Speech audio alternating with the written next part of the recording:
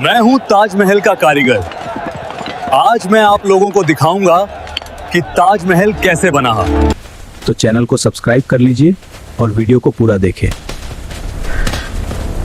जून की वह रात बुरहानपुर के शाही खेमे पर किसी बदनसीब साये की तरह उतरी थी। साल था 1631। बाहर आसमान चीख रहा था, बिजलियां कड़क रही थीं, लेकिन शाही तंबू के भीतर एक ऐसी खामोशी पसरी थी जो तूफानों से ज्यादा डरावनी थी। रेशमी पर्दों के पीछे हिंदुस्तान की मलिका मुमताज महल अपनी आखिरी सांसें गिन रही थीं। 14वें बच्चे की पैदाइश ने उनके जिस्म की सारी ताकत निचोड़ ली थी। शहजादा खुर्रम नहीं, अब वह शाहजहां थे, दुनिया के बादशाह। लेकिन उस पल वह तख्त और ताज का मालिक नहीं, बल्कि एक लाचार पति था। उन्होंने मुमताज का हाथ अपने हाथों में थाम रखा था। वह हाथ जो कभी फूलों से भी नाजुक हुआ करता था, अब बर्फ जैसा ठंडा पड़ रहा था। मुमताज ने अपनी धुंधली होती आंखों से शाहजहां की तरफ देखा और लड़खड़ाती जुबान से सिर्फ एक ख्वाहिश जाहिर की, मेरे लिए एक ऐसा मकबरा बनवाना जिसकी मिसाल न इस जमीन पर हो और न आसमान के नीचे। और इसके साथ ही वह दिया बुझ गया जिसने शाहजहां की दुनिया रोशन कर रखी थी। उस रात मुगलिया इतिहास का सबसे ताकतवर बादशाह एक बच्चे की तरह दहाड़े मारकर रोया। कहते हैं कि उस रात शाहजहां के रोने की आवाजें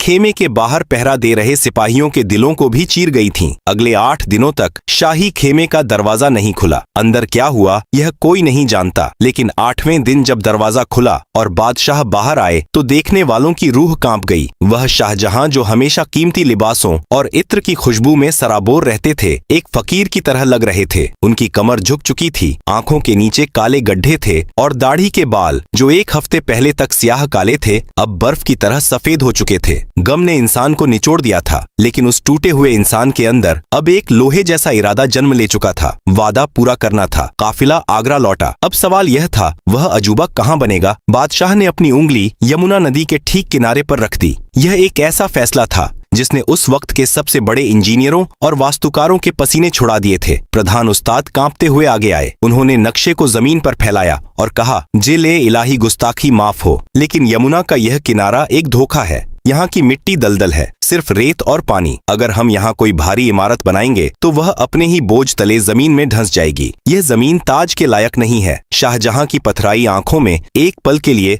वह पुरानी आग लौटी। उन्होंने धीमी लेकिन सख्त आवाज में कहा, तो फिर जमीन को लायक बनाओ। अगर यमुना बगावत करे तो उसे बेड़ियों में जकड़ लो मुमताज। वहीं सोएंगी जहाँ से उन्हें बहती नदी की आवाज सुनाई दे। और फिर शुरू हुआ इंसान और कुदरत के बीच का सबसे बड़ा दंगल। आगरा के उस किनारे पर जहाँ कभी सियार और जंगली जानवर घुमा करते थे, अब 20,000 मजदूरों का सैलाब उमड़ पड़ा था। लेकिन उन्हें ऊपर नहीं नीचे जाना था, पाताल की तरफ। उस जमाने में सीमेंट या कंक्रीट नहीं था। इंजीनियरों ने एक नायाब तरीका निकाला। उन्होंने जमीन के सीने को छलनी करना शुरू किया। एक के बाद एक सैकड़ों गहरे कुएं खोदे जाने लगे। यह मंजर किसी भयानक सपने जैसा था। मजदूर रस्सियों के सहारे अंधेरे गीले कुओं में उतरते। नीचे कीचड़ था, जहरीली गैसें थीं और धंसती हुई मिट्टी का डर था। कई बार मिट्टी सरकती और मजदूर हमेशा के लिए उसी नींव में दफन हो जाते। लेकिन काम नहीं रुका, एक भी पल के लिए नहीं। जब कुएं अपनी गहराई तक पहुंच गए तो उन्हें पत्थरों और मलबे से भरा गया। लेकिन इस नींव का असली रहस्य पत्थर नहीं, लकड़ी थी। इंजीनियरों ने आबनूस और महोगनी के विशाल पेड़ों को कटवाया। इन लकड़ियों के बड़े बड़े लट्ठों को उन कुओं के अंदर गाड़ा गया। यह एक जुआ था। अगर लकड़ी गलती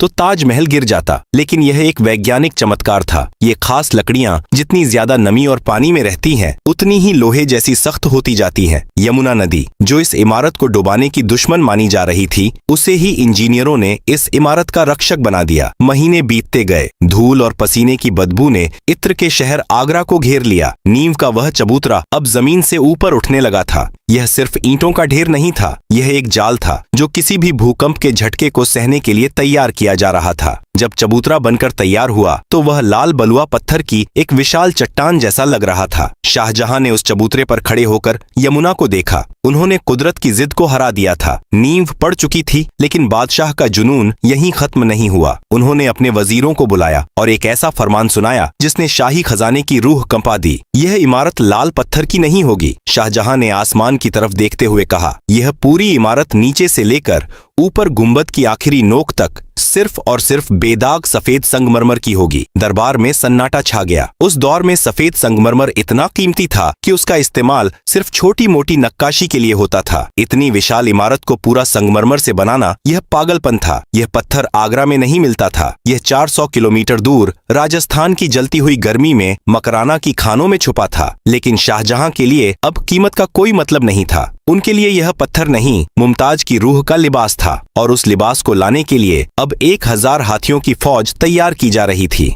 संघर्ष का पहला अध्याय खत्म हुआ था, लेकिन असली इम्तिहान दूधिया पत्थर का वह सफर अभी शुरू होने वाला था। नींव अब यमुना के पानी को चुनौती दे रही थी, लेकिन शाहजहां का असली सपना अभी कोसों दूर राजस्थान की तपती रेत में सोया हुआ था। बादशाह ने फरमान जारी कर दिया था कि मुमताज का मकबरा किसी साधारण पत्थर से नहीं बल्कि सफेद मकराना संगमरमर से बनेगा। उस दौर में यह फैसला केवल खर्चीला नहीं बल्कि एक तरह का पागलपन था। मकराना आगरा से 400 किलोमीटर दूर था। बीच में था थार का रेगिस्तान, जलती हुई गर्मी और धूल भरी आंधियां। लेकिन इश्क कब फासलों से और अविश्वसनीय सफर शुरू हुआ। इतिहास गवाह है कि उस वक्त 1000 हाथियों का एक विशाल लश्कर तैयार किया गया। जी हाँ, 1000 हाथी, इनके साथ हजारों बैलगाड़ियां और अनगिनत मजदूर थे। राजस्थान की खदानों से जब विशालकाय सफेद चट्टानें काटी जाती थीं, तो उनके गिरने की आवाज से धरती कांप उठती थी। इन चट्टानों को बड़ी सावधानी से खास तौर पर बनाई गई लकड़ी की गाड़ियों पर लादा जाता। जरा उस मंजर की कल्पना कीजिए। रेगिस्तान के सन्नाटे में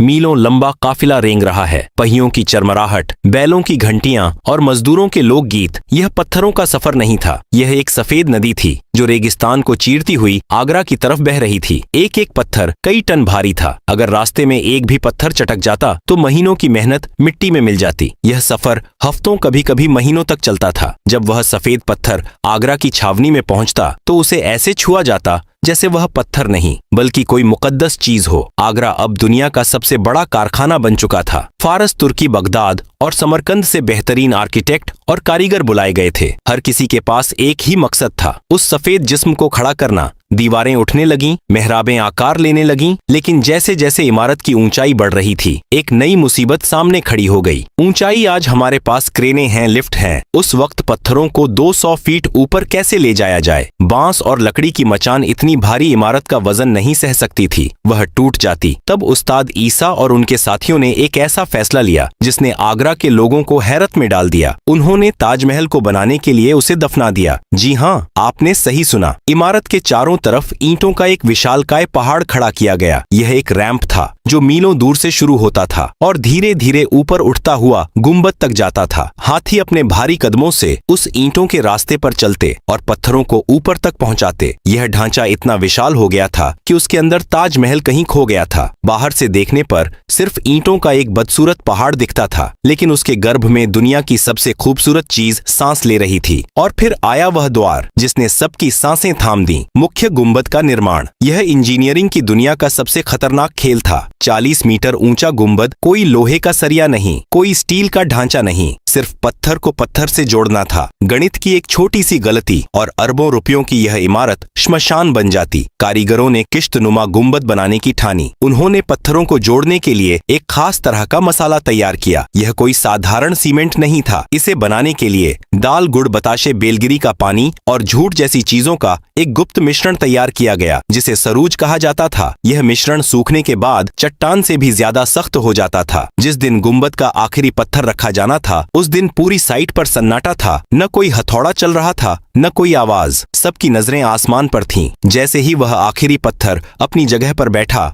और गुंबद ने अपना बोझ खुद संभाला, एक राहत की लहर दौड़ गई। गुरुत्वाकर्षण को मात दी जा चुकी थी। मुमताज के सिर पर ताज रखा जा चुका था। साल दर साल बीतते गए। करीब 20 साल गुजर चुके थे। इमारत बनकर तैयार थी, लेकिन वह अभी भी ईंटों के उस विशाल जाल में कैद थी। जानकारों ने बादशाह शाहजहां से कहा, जिले इलाही, इमारत मुकम्मल है, लेकिन इसके चारों तरफ जो ईंटों का पहाड़ हमने बनाया है, उसे हटाने में ही हमें 5 साल और लग जाएंगे। शाहजहां अब बूढ़े हो रहे थे। उनका सब्र जवाब दे रहा था। 5 साल मुमताज के दीदार के लिए, 5 साल और नहीं। बादशाह की आंखों में एक चमक आई। उन्होंने वजीरों की तरफ देखा और एक ऐसा हुक्म दिया जो आज भी किस्सों में सुनाया जाता है। शाहजहां ने ऐलान कर दिया, इस मचान की ईंटें शाही खजाना नहीं है। आज रात से जो कोई भी यहाँ से ईंट ले जाएगा, वह ईंट उसी की होगी। उस जमाने में पकी हुई ईंटें कीमती होती थीं। यह खबर जंगल की आग की तरह फैली। आगरा के किसान, मजदूर, गरीब हजारों की तादाद में रात के अंधेरे में वहां उमड़ पड़े। किसी ने बैलगाड़ी भरी,